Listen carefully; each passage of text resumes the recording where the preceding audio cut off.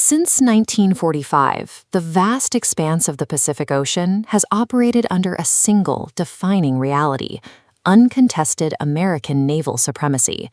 For nearly 8 decades, the United States maintained a security umbrella so absolute that the world's largest ocean largely disappeared from the headlines of global security. On a global scale, these island chains appear as tiny, isolated specks of green lost in an endless blue. These are remote atolls and tropical micronations, geographically separated from the major economic hubs of the 21st century. Yet these exact coordinates have recently triggered an urgent scramble in both Washington and Beijing. Governments are now rushing to lock down influence over territory with populations smaller than a mid-sized American suburb. What was once considered a stable secondary region by global superpowers has now rapidly transformed into a high-stakes frictional zone. To understand why these dots on a map are causing a panic, we must look at the tactical challenges faced by naval strategists in 1942. In the early years of World War II, the Solomon Islands were the vital keys to the Pacific.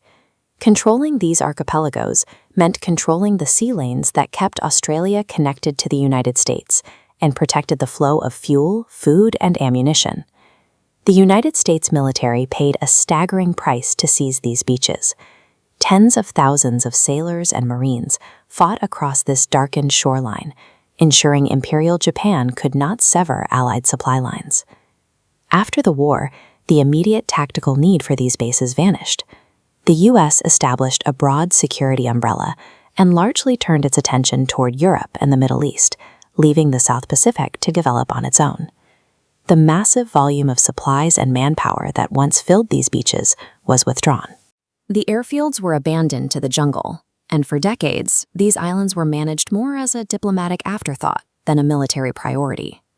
That decades-long diplomatic absence created a power vacuum in those exact same coordinates. The map that determined the outcome of the Pacific Theater in the 1940s is the identical map shaping the competition for the next century. China faces a primary geographic disadvantage.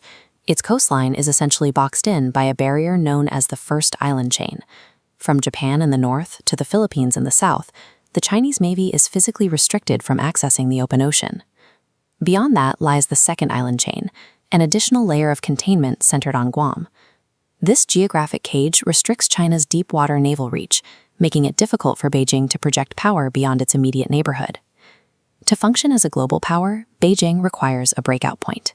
They need a foothold that exists outside of these chains, and that strategic path leads directly to the Solomon Islands. While this grand oceanic strategy unfolds, we already see aggressive tactics closer to home. Large China Coast Guard vessels use their size and water cannons to physically push competitors out of contested local waters. Geography leaves Beijing with few options. To bypass the fortifications of the first and second chains, they must leapfrog into the deep Pacific by pursuing alliances with distant, overlooked island nations. This is a 21st century variation of island hopping.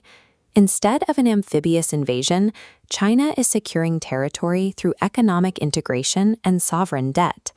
Large industrial infrastructure loans provide a dual-purpose foothold. Deep-water ports built for trade today are designed with the scale and capacity required to resupply and maintain a modern naval fleet tomorrow. This strategy reached a critical flashpoint when China signed a secretive security pact with the Solomon Islands in Honiara. It was a diplomatic move that caught the West off guard. Beijing maintains these deals are strictly for peaceful economic cooperation and internal policing. However, the language in these agreements provides a legal framework that could allow for the hosting of Chinese military assets in the future.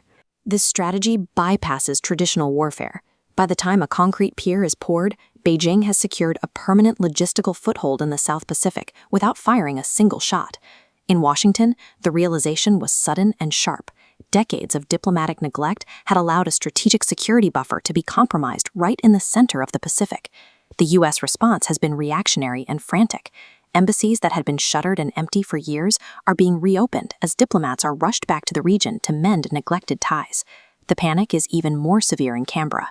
An adversarial presence in the Solomons directly threatens Australia's northern maritime borders and its most critical trade routes to the rest of the world. This has forced a shift in military posture. U.S. naval assets are being deployed to project power back into a region where their presence was once taken for granted. The current dynamic is clear. The United States is no longer the sole authority in these waters. It is now playing a reactionary game of catch-up on a board it once owned. The stark new reality is that the Pacific Ocean is no longer an uncontested American lake. If China successfully militarizes these islands, it could effectively sever U.S. naval access to the Western Pacific during a crisis. This would isolate Australia and cut off the vital reinforcement routes the U.S. relies on to support its allies in Asia during a conflict. The superpower that secures diplomatic and physical access to these island chains gains a decisive advantage in managing the flow of trade and military power across the 21st century Pacific. This is a silent economic competition for the exact same strategic choke points that cost thousands of lives in the 1940s. The weapons have changed. Instead of artillery shells, the ammunition consists of development contracts and industrial cranes. Yet the result is the same, a shift in which power controls the primary transit routes between the Americas and Asia. Will the trigger for the next great superpower conflict be found in Washington or Beijing, or on a forgotten Pacific atoll?